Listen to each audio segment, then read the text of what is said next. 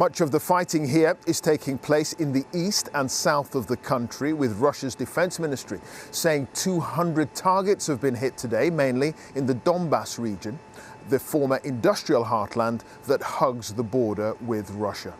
But despite the attacks, the Russian offensive overall appears to have stalled in the east, with reports of heavy losses.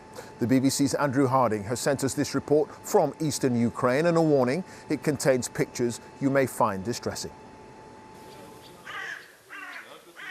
A quiet village in the Donbas is saying farewell to Ivan Naduty, killed by a scrap of Russian shrapnel.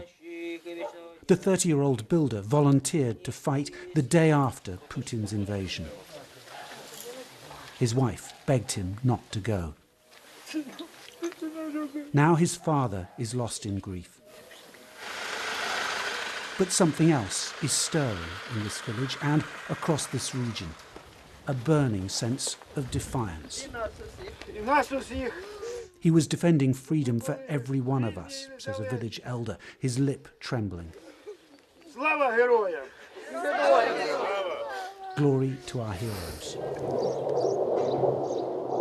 A lonely Ukrainian warplane thunders overhead. The front lines are just a town away to the north. And a defiant blitz spirit is growing here too, as the bombs fall at random in places like Kramatorsk. Seizing this corner of eastern Ukraine, with its close ties to Russia, was supposed to be an easier task for the Kremlin's blundering army. But the blundering goes on. My shop is hardly a strategic target, says Lilia with contempt. And all this is stiffening the resolve of Ukrainian soldiers. We met this tank unit, holding their ground at a spot where Russia has been trying to break through. They badly need better equipment, but they have other strengths. We are unity. We fight for our independence from Russia. Russian soldiers fight for money. They don't motivate it as we.